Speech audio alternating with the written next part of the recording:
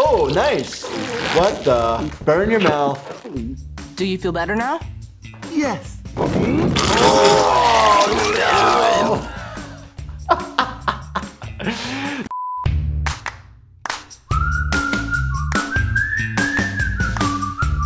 A dog's a man's best friend or a magical best friend? Evidently, that's the case here on this series Adventure Time. Today, we're going to be breaking down and reacting to some of the crazy medical type situations and injuries that happen on this show. This is my first time watching Adventure Time, so I'm pretty psyched to review it. But before we get into it, if you are new to my channel, welcome. My name is Dr. Jordan Wagner.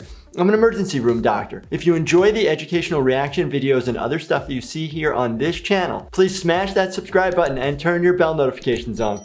That way you learn when I post a new video. All right, let's dive right in. This is all my fault. Finn! You did this? Dr. Princess! Do you know what it means that she's hooked up to these? Do you even know what that one does? Do you even know? Creepy breathing one? And that yucky dripping bag? Some sort of oxygen, some sort of IV. It's just like old school equipment. We use something called the BVM or bag valve mask, which is actually just like a bag. Sometimes they call them ambu bags. It's a bag that you squeeze and it pushes air out. And sometimes you can actually have high concentration oxygen coming through it as well. I'll do anything to help Susan. Anything? Yes! Good, because I'm tired of doing double shifts. Put this on.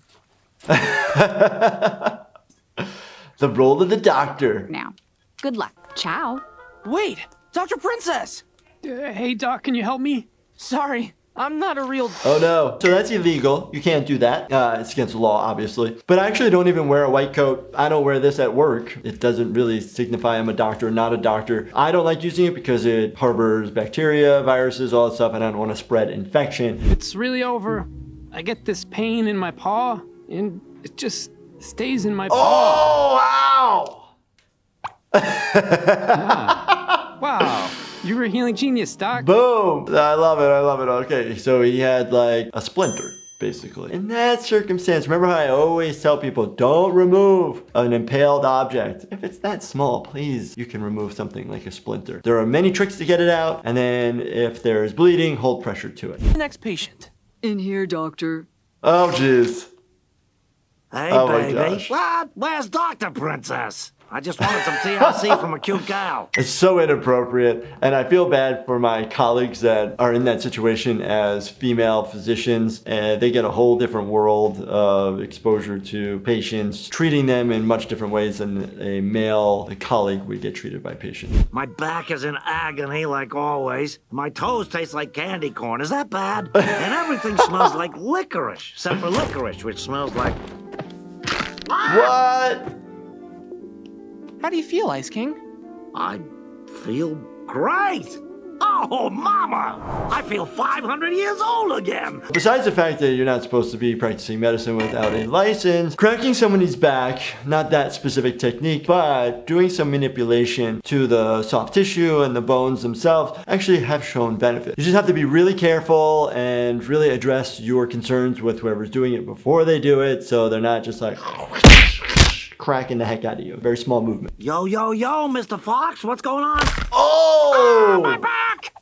I'm no doctor. No, you are not. If you do go to a chiropractor and then you feel worse after, you should get checked out just to make sure. Sometimes it can just be a little bit of an inflammatory reaction to the manipulation versus if something worse happened, which then you need to get checked out, especially if you have numbness, tingling, or things are not working. Blanky me, Finn. I'll get your blanket, dude. Where is it? Right here. Why don't you just get it yourself? Because I'm sick. Poor guy. Too hot. A lot of times when you have a fever, you're like, I'm super, super cold, and then you put a blanket on, and then you're like, no, no, no, I'm super, super hot. Your brain is actually trying to reset its temperature, and it doesn't know what's actually going on. So that's why you get something called rigors when you get a fever, where you get these weird shakings that happen. Thus, that's why our feeling of feeling cold versus hot is off. Oh man, Jake. Is there anything I can do to make you feel better? Soup me, Finn. Chicken noodle soup is actually known to have benefits. It needs to be like classic like chicken noodle soup where it's like cooked in the soup for a long time because there's nutrients that are actually drawn out. Oh, nice. What the? Burn your mouth. Do you feel better now? Yes. Oh, no. There sometimes are like exorcism type vomiting. Any bodily fluid. I've had it with even like arterial bleeding. Take a bandage off and literally just like squirts like coming right at you, like slow-mo, and it's like duck, block, move. Nasty. Through my research, I quickly discovered that the only way to cure my people was to obtain the pained howls of the Ice King himself.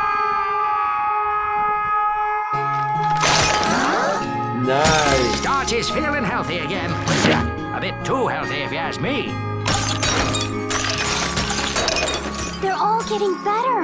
Finn and Jake did it! They're showing an example that viruses, what type of antidote or medications are out there to reverse the issue. If it's a bacterial type of plague, we have antibiotics. If it's a viral type plague, we pretty much don't have a lot of things to treat against viruses. Viruses don't have medications that kill the virus itself. A privet.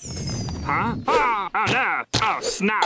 Oh! What? Sorry I bit your leg. You're still biting me. Oh my gosh. Oh, right. Sorry. Dude, your leg! Oh no! This is new. That is Nothing fast. ominous though, just a bump. Any bites, they're dirty. Our mouths are filled with bacteria, the bacteria from the foods that we eat and then what we harbor to help break down foods. So when it actually goes into open skin, it can cause a lot of infections. Infection into a joint, it's a little bit more serious and may actually need to go to the operating room and have an orthopedic surgeon wash it out with like basically antibiotic kind of water. What? You think I'm gonna turn all lumpy like her? Oh. Get out of here.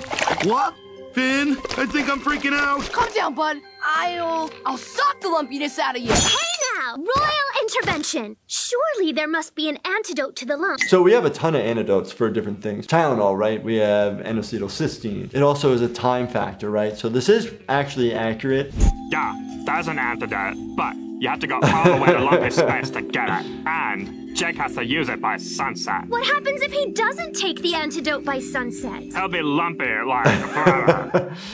Lumps is not a real thing. I don't know what they're talking about. We have something called mumps, which is caused by a virus, but not lumps. Here in the United States, at least have your MMR vaccine, which is measles, mumps, rubella. Typically is parotiditis, orchitis, so you could get lumpy. Maybe they're taking a derivative off of that. And just gotta run its course. No, there's no antidote for that. All right, I was not ready for this show at all. I was a little taken back at the beginning, but it started to grow on me and I enjoyed extrapolating how this could relate to what I see on an everyday basis. If you guys liked my reaction to this, check out this show over here. And as always, subscribe, turn your bell notifications on, hit that like button.